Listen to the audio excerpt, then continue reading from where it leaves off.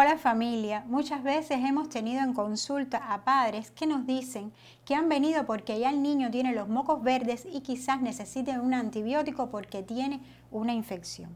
¿Es un mito o una realidad esto?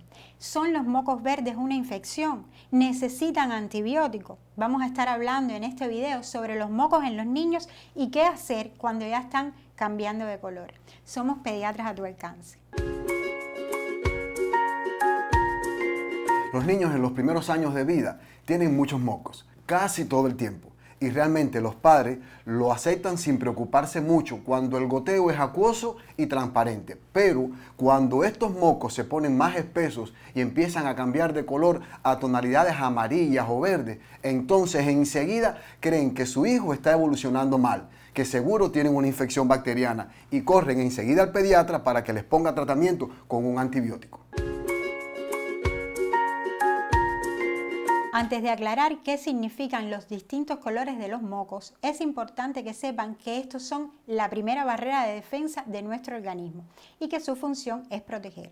Cuando llegan a nuestra nariz, virus, bacterias, alergenos y otras sustancias, el moco actúa como una tela de araña que los atrapa y a través del movimiento de los cilios, que son como pequeños pelitos, los expulsa al exterior. La mayoría de los catarros de nuestros niños son producidos por virus y al comienzo los mocos son transparentes, pero en la medida que pasan los días se van haciendo blanquecinos. Si la evolución sigue inflamando la mucosa de la nariz, se pueden volver amarillo mostazas y terminarán siendo verde botella.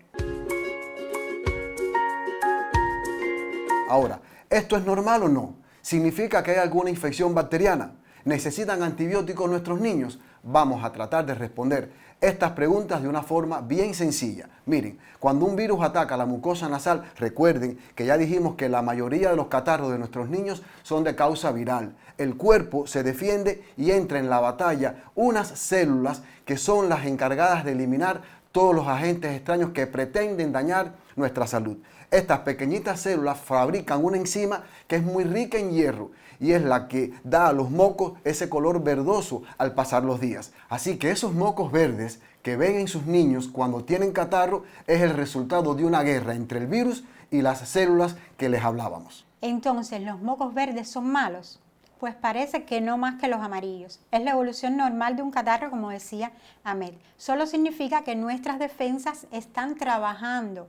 Y cuando un padre nos pregunta si los mocos verdes significan que hay una infección, le respondemos que sí, hay una infección que, como ya explicamos, con mayor frecuencia es de causa viral y los virus, al igual que las bacterias, también son gérmenes. Entonces, ¿será necesario que le demos antibiótico al niño para el catarro cuando hay mocos verdes? La respuesta es no, porque el color, ya lo dijimos, que no determina. Ya dijimos que es la evolución habitual de los catarros. Ahora, esto no quiere decir que no hay que tratarlos porque realmente angustian mucho a los padres el oír respirar a sus niños con dificultad por la cantidad de secreciones en la nariz o verlos que no se alimentan bien o que tampoco descansan bien.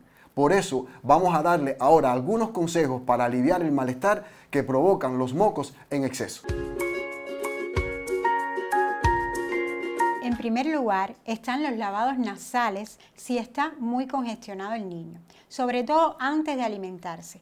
Se pueden hacer con suero fisiológico y una jeringuilla, acostados, de ladito o sentados con el cuerpo hacia adelante. Nosotros generalmente lo recomendamos sentados, sobre todo en niños más grandecitos. Eso se puede repetir hasta 5 veces al día.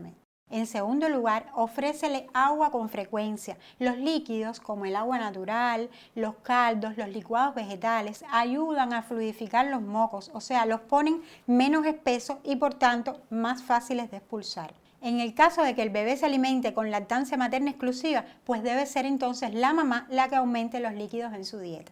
En tercer lugar, mantén un ambiente húmedo en la habitación del bebé. Esto fluidifica también las secreciones de tu niño y él respirará mejor. Puedes utilizar un humidificador y si no lo tienes, puedes colgar 2 toallas mojadas cerca de tu niño y tendrás resultados similares. En cuarto lugar, ventila el hogar con frecuencia y manténlo limpio. El polvo actúa como un irritante de la vía aérea y puede aumentar la cantidad de moco de tu niño.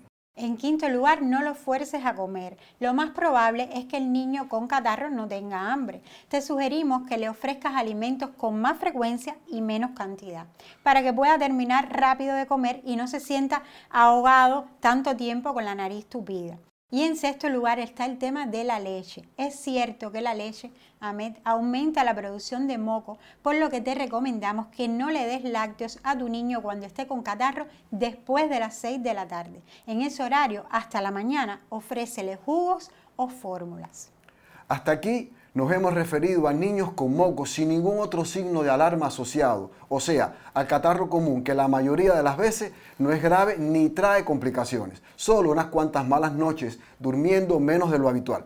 Sin embargo, en ocasiones va a ser necesario llevar al niño al pediatra porque aparecen algunas condiciones que sí deben preocuparnos. Primero, si hay fiebre superior de 38 de más de 3 días de evolución.